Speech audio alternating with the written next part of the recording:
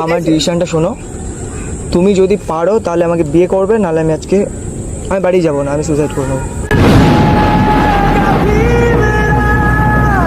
Seriously বলছি, আমি বাঁচতে চাই না, আমি অন্য মেয়েকে পেতে চাই না।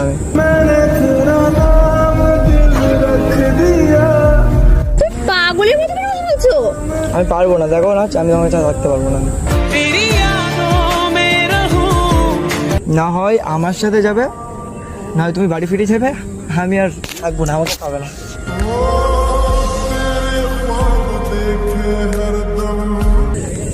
ঠিক আছে চলো। সিরিয়াসলি